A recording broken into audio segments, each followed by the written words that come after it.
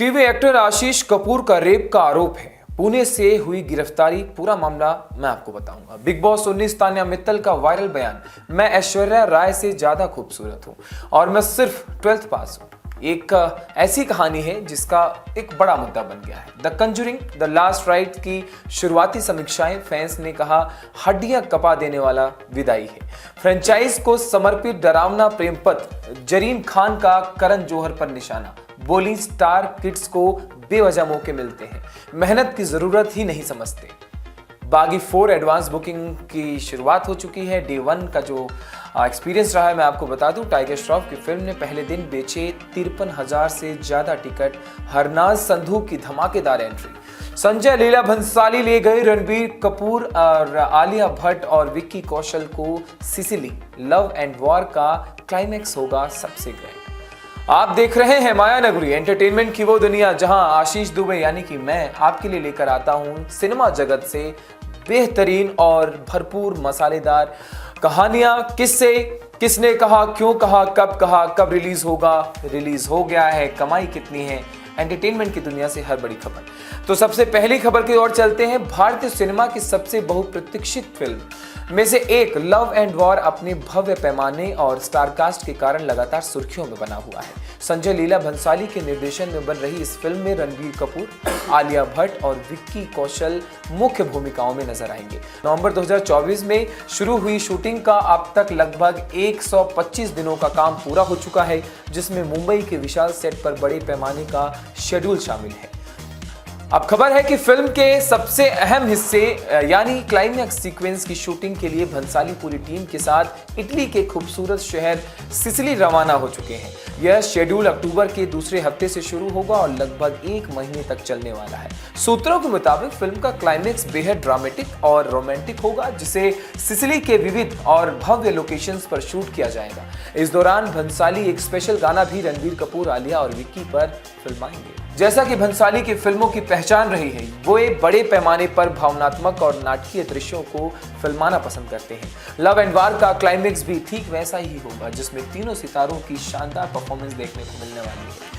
Film की release date पहले से तय है 20 मार्च 2026। टीम का लक्ष्य है कि दिसंबर 2025 के आखिर तक ही जनवरी 2026 की शुरुआत तक पूरी शूटिंग खत्म कर दी जाए। खास बात यह है कि शूटिंग के साथ साथ एडिटिंग का काम भी समानांतर रूप से चल रहा है, ताकि रिलीज के किसी भी तरह से देरी ना हो जाए। भंसाली के इस रोमांटिक ड्रामा एपिक में फैंस को पहले से ही बड़ी उम्मीदें हैं और सिसिली शेड्यूल की खबर ने इन उम्मीदों को और भी ऊंचा कर दिया है। टाइगर श्रॉफ की बात कर लेते हैं। टाइगर श्रॉफ की मोस्ट अवेटेड एक्शन फिल्म बागी 4 को लेकर दर्शकों में जबरदस्त क्रेज देखने को मिल रहा है। फिल्म का एडवांस बुकिंग 2 सितंबर से शुरू हुई और पहले ही दिन आंकड़े चौंकाने वाले हैं। रिपोर्टर्स के मुताबिक 53,484 टिकट बिक चुके हैं और फिल्म ने 1.18 करोड़ रुपए नेट की कमाई की है। ब्लैक सीट्स को मिलाकर day 1 advance booking collection 2.72 crore रुपए तक पहुंच चुका है। फिल्म की खासियत यह है कि इसमें पहली बार Miss Universe 2021 Harnaaz Sandhu Bollywood debut कर रही हैं। उनके साथ सोनम बाजवा और संजय दत्त भी अहम भूमिकाओं में नजर आएंगे। टाइगर श्रॉफ का किरदार रानी इस बार नेवी ऑफिसर के रूप में दिखाया गया है, जो बाद में अपनी पर्सनल जिंदगी की त्रासदी के कारण बेहद गुस्सैल और खतरनाक हो जाता है। वहीं संजय दत्त विलेन के रूप में अपनी ताकतवर और डरावनी मौजूदगी से कहानी को और भी इंटरेस्टिंग बना देते हैं। डायरेक्शन की जिम्मेदारी इस बार ए हर्षा ने संभाली है, जो इस फिल्म से अपना बॉलीवुड डेब्यू कर रहे हैं। बागी 4 Tamil film enthu enthu enthu 2013 का अनऑफिशियल रोमांटिक का बताया जा रहा है। फिल्म का म्यूजिक भी रिलीज से पहले ही दर्शकों में पॉपुलर हो चुका है। गुजारा, बहली सोनी और अकेली लैला जैसे गाने खूब पसंद किए जा रहे हैं। बागी 4 5 दिसंबर 2025 को दुनिया भर के सिनेमाघरों में रिलीज होने जा रही है और शुरुआती बुकिंग से ही साफ है कि फिल्म एक बड़े ओपनिंग वीकेंड की तरफ बढ़ने वाली है। अगली खबर की ओर बढ़ते हैं। बॉलीवुड में नेपोटिज्म की बहस एक बार फिर गर्मा गई है। इस बार सलमान खान के साथ डेब्यू करने वाली एक्ट्रेस जरीन खान ने करण जौहर और बड़े प्रोड्यूसर्स को अखाड़े में खड़ा कर दिया है। जरीन ने सवाल उठाया है कि आखिर क्यों स्टार किड्स को बार बार मौके दिए जाते हैं, जो अब तक अपनी एक्टिंग में दर्शकों को प्रभावित नहीं कर पाए हैं। दरअसल मैं आपको बता दूं, हाल ही में रिलीज हुई इब्राहिम अली खान और खुशी कपूर की फिल्म नादानिया को दर्शकों और समीक्षकों ने काफी नकारात्मक प्रतिक्रिया दी थी। फिल्म की कहानी और स्टार कास्ट की परफॉर्मेंस को लेकर भी सवाल उठे। इसी पर जरीन ने फरीदून शहरर के यूट्यूब चैनल पर कहा कि नादानिया एक बेहद हल्की फुल्की फिल्म लगी, जिससे इब्राहिम जैसे नए एक्टर अपनी असली प्रतिभा दिखा नहीं पाए। उन्होंने जोड़ा कि शायद इब्राहिम को एक अच्छे डायरेक्टर की जरूरत है जो उन्हें सही गाइड कर सके, जैसे संजय लीला भंसाली ने दीपिका पादुकोण को निखारा था। जरीन ने करण जौहर पर अप्रत्यक्ष हमला करते हुए कहा कि इंडस्ट्री के नए और छोटे डायरेक्टर्स अक्सर स्टार किड्स को सख्ती से गाइड करने से डरते हैं, क्योंकि उन्हें लगता है कि कहीं फिल्म ही हाथ से न निकल जाए। यही वजह है कि स्टार किड्स को लगातार मौके मिलते रहते हैं और उन्हें मेहनत करने की कोई जरूरत महसूस नहीं होती। उन्होंने अपने स्ट्रगल स्टोरी साझा करते हुए कहा, मैंने भी सलमान खान जैसे बड़े सुपरस्टार के साथ डेब्यू किया था, लेकिन शुरुआती क्रिटिसिज्म के बाद मेरे लिए काम पाना बेहद मुश्किल हो गया था। मेरे पीछे कोई करण जौहर नहीं था और जो मेरी परवाह किए बिना बार बार फिल्में बनाता रहे। यही फर्क है, जब आपको लगातार फिल्में मिलती रहेंगी तो आप मेहनत क्यों ही करेंगे, फिर तो आप आराम से रहेंगे।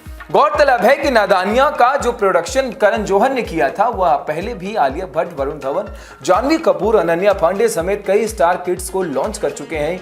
जरीन खान के इस बयान ने एक बार फिर नेपोटिज्म बनाम टैलेंट की बहस को हवा दे दिया है। अगली खबर, हॉरर फ्रेंचाइजी द कॉन्ज्यूरिंग का चौथा और आखिरी part the Conjuring last rites 5 सितंबर को रिलीज होने जा रही है।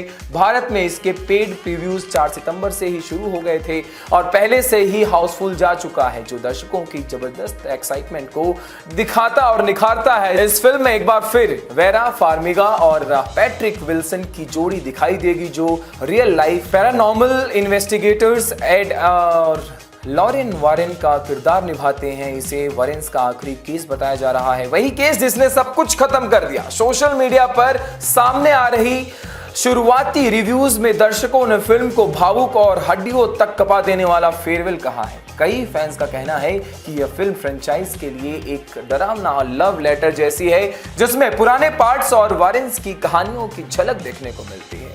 कुछ समीक्षाओं में यह भी कहा गया कि फिल्म धीरे धीरे बिल्डअप करती है और डराने में टाइम लेती है, लेकिन क्लाइमेक्स पर आकर पूरा असर छोड़ती है। और वहीं अधिकतर फैंस का मानना है कि यह फ्रेंचाइज का रिटर्न टू फॉर्म है और इसका डर लंबे समय तक पीछा नहीं छोड़ने वाला। फिल्म का निर्देशन माइकल चॉस ने किया, जिन्होंने पहले the Conjuring, the devil made me do it 2021 और द नन 2 2023 जैसी फिल्मों का भी निर्देशन किया था। लास्ट राइट्स में वारेंस की बेटी जूडी वारेन का किरदार मिया टॉम लिलिसन निभा रही हैं, जबकि बेन हार्डी उनके बॉयफ्रेंड टोनी स्पेरा बने हैं। इसके अलावा स्टीव कोल्टर एक बार फिर फादर गार्डन के किरदार में नजर आएंगे। फैंस के रिव्यूज और शुरुआती प्रतिक्रिया देखकर साफ है कि Conjuring the last rites franchise को एक डरावना, इमोशनल और यादगार अंत देने जा रही है।